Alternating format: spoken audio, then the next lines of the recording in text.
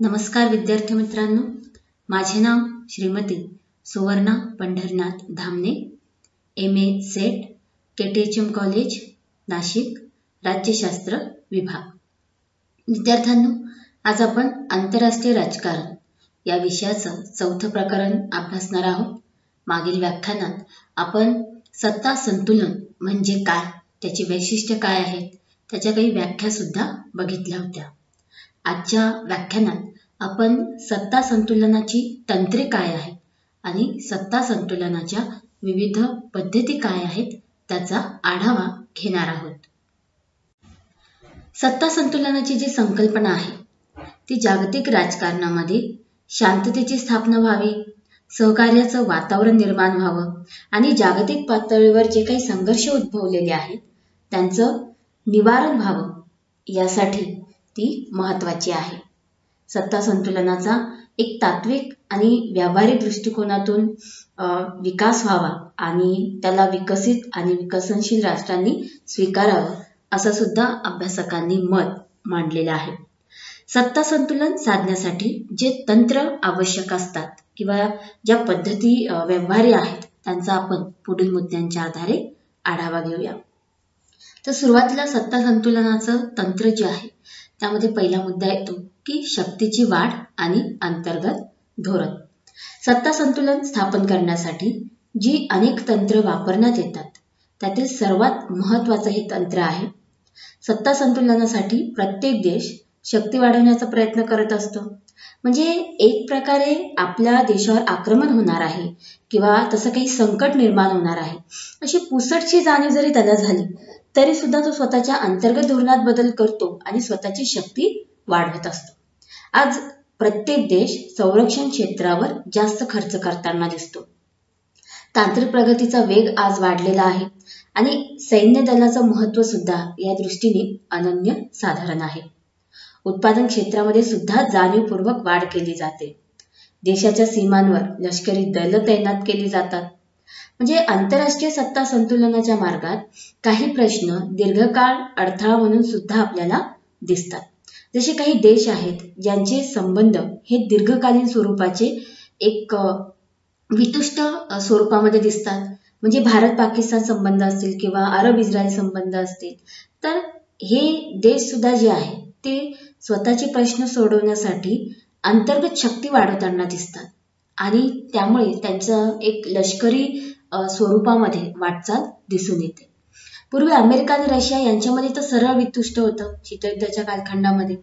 मात्र जेव्हा 1990 मध्ये रशियाचं विभाजन झालं तेव्हा एक महासत्ता म्हणून आंतरराष्ट्रीय पटलावर त्याचा प्रभाव जो आहे तो कमी झाला आणि त्यानुसार आपण जेव्हा भारत पाकिस्तान संबंधांचा सुद्धा अभ्यास करतो तर आपल्या लक्षात येतं की जागतिक पटलावर सुद्धा हे दोन्ही देश स्वतःच्या सोयीनुसार स्थळ, काळ आणि वेळेचं भान ठेवून जे आहे ते वर्तन करताना दिसून येतात। म्हणजे अशा पद्धतीने शक्तीची वाढ करणं ही सत्ता संतुलन तंत्रामध्ये एक महत्त्वपूर्ण बाब मानली जाते की आम्हाला सुरक्षित राहायचं असेल तर आमची शक्ती सुद्धा तेवढी सक्षम असणं गरजेचं आहे। त्यानंतर दुसरा मुद्दा याच्यामध्ये येतो संधी किंवा मैत्रीचा तह। आता आंतरराष्ट्रीय राजकारणाचा जेव्हा आपण अभ्यास करतो तेव्हा एक लक्षात येतो की आज कोणताही देश स्वयंपूर्ण नाही आहे। भले तो संरक्षणाच्या दृष्टिकोनातून असेल किंवा इतर जे काही राजकीय आणि आर्थिक स्वरूपाचे जे आपले संबंध आहेत त्या बाबतीमध्ये सुद्धा म्हणजे प्रत्येक राष्ट्राला त्या दृष्टीने दुसऱ्या राष्ट्रावर अवलंबून राहावं लागतं। याच्यामध्ये परस्परावलंबित्वाचा सिद्धांत सुद्धा आंतरराष्ट्रीय राजकारणामध्ये आहे। तसेच मग वेळ प्रसंगी असंच संरक्षणासाठी आणि शक्तीमध्ये वाढ करण्यासाठी दुसऱ्या राष्ट्रांशी संधी करणं किंवा मैत्रीपूर्ण तह करणं, गटाचं बळ वाढवण्याचा प्रयत्न जो आहे तो या माध्यमातून केला जातो। म्हणजे पुन्हा बघा शीतयुद्धाच्या कालखंडामध्ये नाटो, CO2, वार्सा यासारखे करार झालेले होते। मग आता हे करार युद्धजन्य परिस्थिती निर्माण झाल्यावरच करतात असं नाही। तो युद्ध होऊ नये किंवा आपल्यावर आक्रमक होऊ नये, आपली शक्ती जी आहे ती जास्त दिसली पाहिजे किंवा एक आपला दबाव जो आहे तो राजकारणामध्ये निर्माण व्हायचा असेल तर अशा संघटनांचं सदस्य होण्याला प्राधान्य दिलं जातं। म्हणजे अशा पद्धतीने असा जो करार आहे तो द्विपक्षीय किंवा बहुपक्षीय स्वरूपाचाही असू शकतो। तसंच वाढती जी काही शस्त्रास्त्र स्पर्धा आहे ती टाळण्यासाठी देखील निशस्त्रीकरणाचं करण्याविषयीचे करार जे आहेत ते करण्यात आलेले आहेत. अशा पद्धतीने मग आधुनिक राजकारणामध्ये अनाक्रमण हे सुद्धा महत्वाचं सूत्र मांडण्यात आलेलं आहे. सत्ता संतुलन तंत्रामध्ये तिसरा भाग येतो मोबदला देण्याचा. आता मोबदला देणं म्हणजे नेमकं काय, तर सत्ता संतुलन साधण्यासाठी जी प्रगत राष्ट्र आहेत ती विशिष्ट देशातील भूप्रदेश बळकावतात आणि त्या देशांना त्या प्रदेशाचं वाटप जे आहे ते मोबदला म्हणून करत असतात. 18व्या 19व्या शतकामध्ये अशी अनेक उदाहरणं आहेत. जसं युक्रेनच्या संधीनंतर रशिया, ऑस्ट्रिया व प्रशियाने पोलंडचे पद्धतशीर विभाजन केलं होतं आणि 1971 मध्ये भारत पाक युद्धामध्ये पाकिस्तानचं विभाजन झालं आणि बांगलादेश जो आहे तो एक स्वतंत्र राष्ट्र म्हणून उदयाला आला आणि याच्यामध्ये एक प्रकारे भारताने जाणीवपूर्वक कृती केलेली दिसून येते. म्हणजे आशिया खंडात आपलं नेमकं स्थान कोणतं आहे हे साऱ्या जगाला दाखवून देण्याचं कार्य किंवा एक स्वतःची क्षमता प्रस्थापित करण्याचं कार्य भारताने या माध्यमातून केलेले आहे. अशा पद्धतीने किंवा या तंत्राद्वारे युद्ध प्रवृत्ती जी आहे ती रोखली जाईलच असं नाही, पण बऱ्याचदा याचा विपरीत परिणाम सुद्धा आपल्याला दिसून येतात. म्हणजे पहिल्या महायुद्धानंतर जो काही वर्सायचा तह झाला आणि या तहानुसार जर्मनीवर अनेक अशा अटी लादल्या गेल्या ज्याला त्यांनी आपला अपमान झाला आहे असं समजलं आणि मग त्यातूनच जर्मनीने आपल्याला एक प्रकारे खच्ची केल्याचं वाटू लागलं. मग पुढे आपण बघतो की ॲडॉल्फ हिटलर सारख्या महत्वाकांक्षी नेतृत्वाच्या माध्यमातून जर्मनीने एक प्रकारे तिथं नाझिझम उदयाला आला आणि मग जर्मनीने दुसऱ्या महायुद्धाला एक प्रकारे खत पाणी घातलं किंवा त्यांच्या माध्यमातून त्याला सुरुवात झाली. म्हणजे असंही म्हणतात की वर्सायच्या तहामध्येच दुसऱ्या महायुद्धाची विजय होती. जर वर्सायचा तह थोडा वेगळ्या पद्धतीचा असता ज्याच्यामध्ये जर्मनीवर इतक्या अपमानकारक अटी लादल्या गेल्या नसत्या तर कदाचित दुसऱ्या महायुद्धाची परिस्थिती वेगळी असते. त्याच्यानंतर आघात प्रतिबंधक राज्य ही सुद्धा संकल्पना सत्ता संतुलन तंत्रामध्ये आहे, ज्याच्यामध्ये जे दोन शक्तिशाली राज्य आहेत ते सत्ता संतुलनासाठी छोट्या राष्ट्राची एक प्रकारे निर्मिती करतात आणि त्या राज्यांनी तटस्थ राहावं असं अपेक्षित असतं. यामुळे काय होतं की जे दोन राज्य आहेत त्यांच्यामध्ये सरळ डायरेक्ट जो संघर्ष आहे तो टाळता येतो आणि या निर्माण केलेल्या राज्यावर कोणतंही राज्य आक्रमण करत नाही. याला बफर राज्य असं सुद्धा म्हणतात. हे राष्ट्र सुरक्षित राहावं यासाठी दोन्ही प्रबळ राष्ट्र जाणीवपूर्वक प्रयत्न करतात आणि मग या माध्यमातून सत्ता संतुलन जे आहे ते साधलं जातं. पण बऱ्याचदा साधलंच जातं असं पण नाही. म्हणजे भारत चीन बघा यांच्यामध्ये संघर्ष टाळण्यासाठी तिबेट जे आहे ते एक प्रकारे बफर राज्य म्हणून त्याचं महत्वपूर्ण असं स्थान होतं.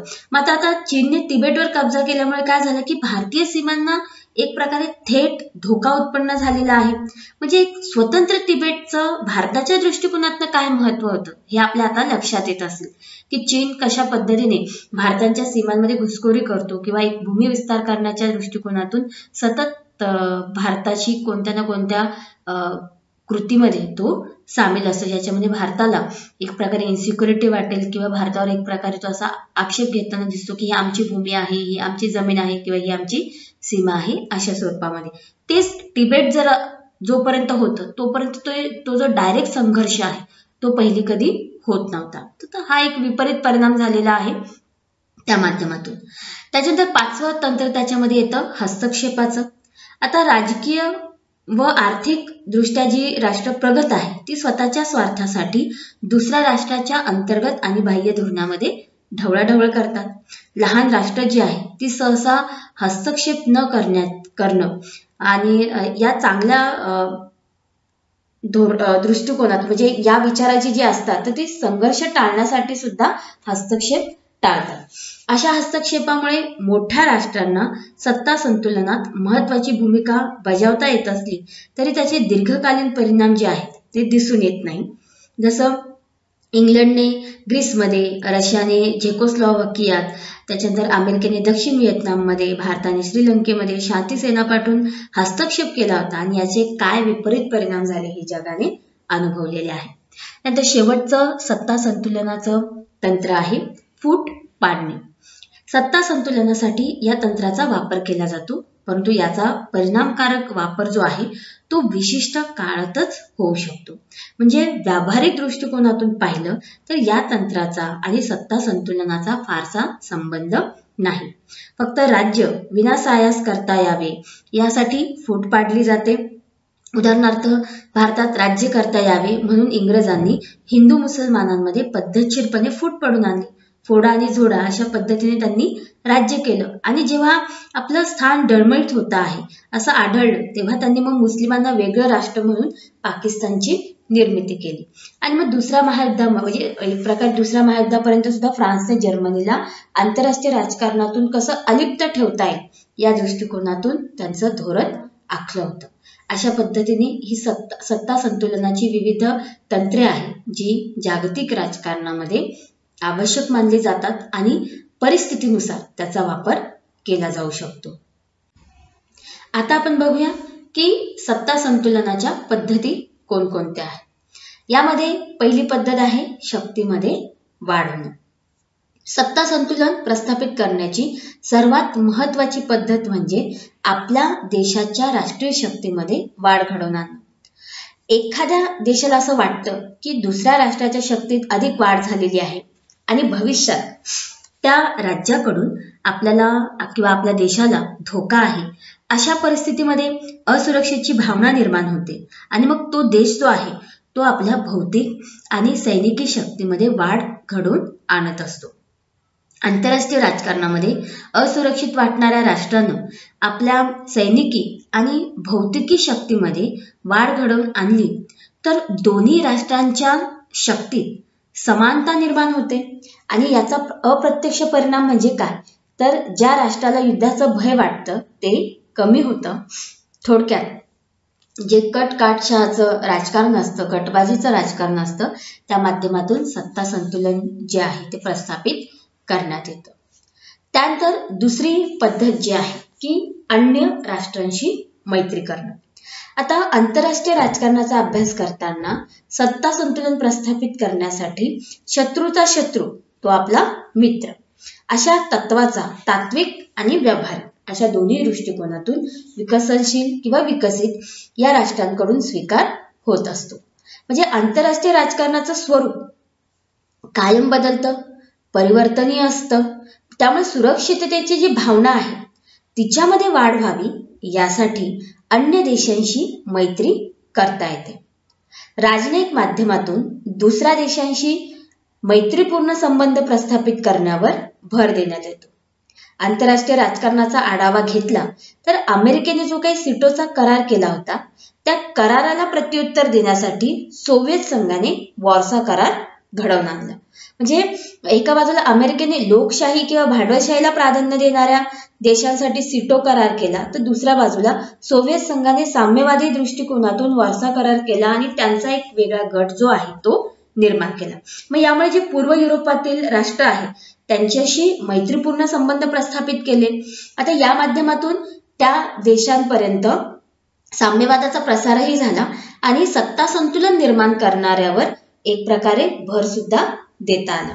म्हणजे थोडक्यात काय, तर अन्य देशांशी मैत्री करार करणं या पद्धतीचा उपयोग जो आहे तो विकसनशील आणि विकसित राष्ट्र जे आहे ती करत असतात. जे अशा पद्धतीने सत्ता संतुलनाच्या दृष्टिकोनातून इतर देशांशी मैत्री करणं सुद्धा महत्वपूर्ण मानलं जातं.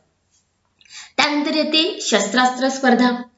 आंतरराष्ट्रीय राजकारणामध्ये सत्ता संतुलनासाठी नेहमीच दोन पद्धतींचा उपयोग करण्यात आलेला आहे आणि एक आहे शस्त्रीकरण तर दुसरा आहे निशस्त्रीकरण. आता सत्ता समतोल निर्माण करण्याची पद्धत जी आहे ती प्राचीन काळापासून आहे. म्हणजे विशेषतः आपण बघतो की 1870 नंतर आंतरराष्ट्रीय राजकारणात सत्ता समतोल प्रस्थापित व्हावा यासाठी शस्त्रांची निर्मिती करण्यावर विकसनशील राष्ट्रांनी भर दिलेला होता. त्याचप्रमाणे आंतरराष्ट्रीय शांतता प्रस्थापित व्हावी, आंतरराष्ट्रीय राजकारणामध्ये सत्ता समतोल निर्माण व्हावा यासाठी निशस्त्रीकरण या पद्धतीचा पुरस्कार करण्यात आलेला होता.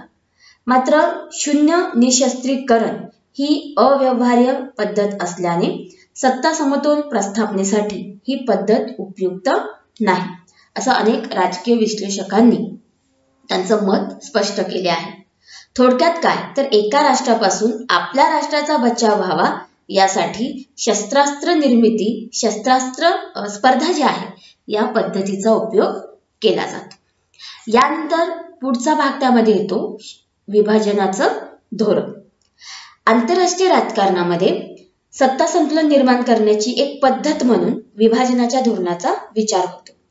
कोणताही देश किंवा राष्ट्र जे आहे किंवा राष्ट्रांचे विविध गट असतील हे अधिक शक्तिशाली होणार असेल तर आंतरराष्ट्रीय शांतता या संकल्पनेला एक प्रकारे धोका पोचतो.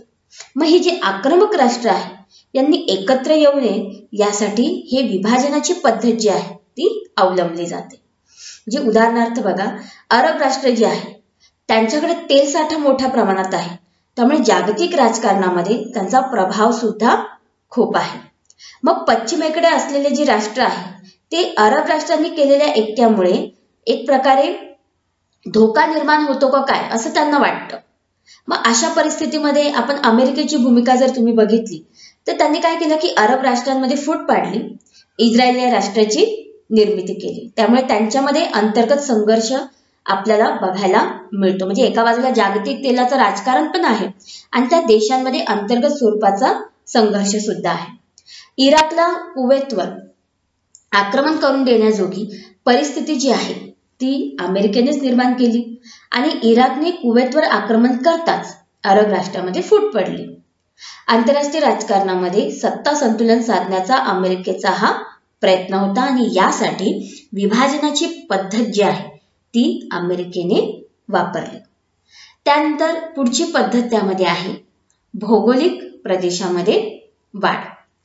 आंतरराष्ट्रीय राजकारणामध्ये ही पण एक पद्धत आहे ज्याच्या माध्यमातून भौगोलिक प्रदेशात वाढ घडवून आणली जाते आणि सत्ता संतुलन प्रस्थापित करण्याचा प्रयत्न केला जातो. आता सत्ता संतुलन जे आहे ती एक परंपरागत पद्धत आहे. शेजारची जी कमकुवत राष्ट्र आहेत त्यावर आपल्या शक्तीचा उपयोग करून विजय मिळवणं आणि त्या राज्यातील काही प्रदेश आपल्या राज्याला जोडून घेणं, त्या कृतीचा सत्ता संतुलनाच्या पद्धतीत समावेश होतो. आंतरराष्ट्रीय राजकारणाचा आढावा घेताना अनेक उदाहरणं आपल्याला या निमित्ताने बघायला मिळतात. जसं भारत चीनच्या दृष्टिकोनातून तिबेट एक बफर राज्य म्हणून महत्वपूर्ण होतं. त्यातही चीनची भूमिका जी आहे ती आक्रमक स्वरूपाची आहे. त्यामुळे तिबेटचं महत्व चीनपेक्षा जास्त भारताला होतं, तेही बफर राज्य म्हणून, ज्याच्या माध्यमातून भारत आणि चीन यांचा सरळ संघर्ष टाळला जात होता. मात्र चीनच्या आक्रमक वृत्तीमुळे तिबेट जे आहे आणि त्याच्या सीमेलगतचा जो भाग आहे तो चीनने आपल्या राष्ट्राला जोडला. भारताने सुरुवातीला विरोधही केला, मात्र आता भारताने त्याला मान्यता दिलेली आहे आणि त्याचे परिणाम जे आहे ते आपल्याला आजच्या आपल्या जागतिक राजकारणाच्या दृष्टिकोनातून पाहिलं तर आपले जे चीनशी असणारे संबंध आहेत ते कशा पद्धतीने वितुष्ट झालेले आहेत तेही लक्षात येतं. यानंतर अमेरिकेने सुद्धा लॅटिन अमेरिकेतील मेक्सिको या राष्ट्रातील काही भूभाग जो आहे तो आपल्या राष्ट्राला जोडून घेतला. म्हणजे थोडक्यात आंतरराष्ट्रीय राजकारणामध्ये भूमी विस्तार करणं किंवा भौगोलिक प्रदेशात वाढ घडवून आणणं या दृष्टिकोनातून सत्ता संतुलन प्रस्थापित करण्याचा त्यांचा उद्देश आहे असं मानून आपण ही पद्धत जी आहे या संकल्पनेमध्ये अभ्यासत असतो. पण या दृष्टिकोनातून सुद्धा सत्ता संतुलन प्रस्थापित होईलच असं नाही, बऱ्याचदा याच्यामुळे संघर्षाची परिस्थिती सुद्धा निर्माण होते.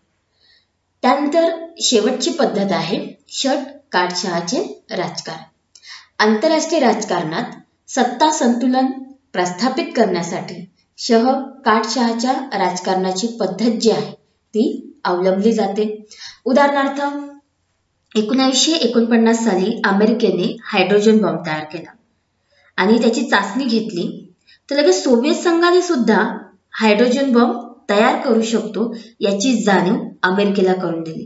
म्हणजे एका बाजूला रशियाला एक इन्सिक्युरिटी आली की अमेरिका त्याची शक्ती वाढवतो आहे, तर दुसऱ्या बाजूला रशियाने लगेच त्या क्षेत्रामध्ये प्रगती साध्य केली किंवा त्याचं उद्दिष्ट साध्य केलं आणि अमेरिका म्हणा किंवा अमेरिकेशी जे संलग्न देश आहे त्यांच्या लक्षात आणून दिलं की माझ्याकडे सुद्धा ती ताकद आहे.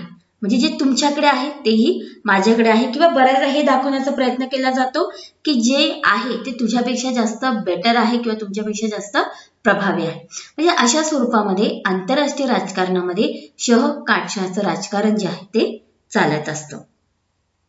मग उपरोक्त मुद्द्यांच्या आधारे आपण असं म्हणू शकतो की प्राचीन काळापासून आजपर्यंत सत्ता संतुलनासाठी जे मार्ग, जी तंत्र किंवा ज्या पद्धती उपयोगात आणल्या गेल्या त्यांचा उद्देश आंतरराष्ट्रीय राजकारणामध्ये जे राष्ट्र विकसनशील आहे ती विकसनशीलच राहावीत हाच होता.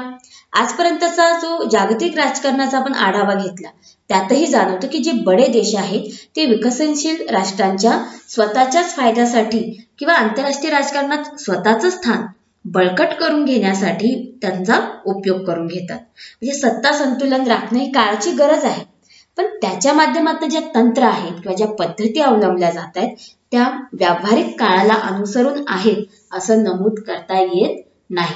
कारण एक स्वार्थ साधण्याच्या दृष्टिकोनातूनच ही पद्धत अवलंबली जाते. त्यामुळे त्याचा जो मुख्य उद्देश आहे की शांतता प्रस्थापित झाली पाहिजे, सहकार्य निर्माण झालं आहे, त्याला सुद्धा कुठेतरी तडा जाताना दिसून येतो.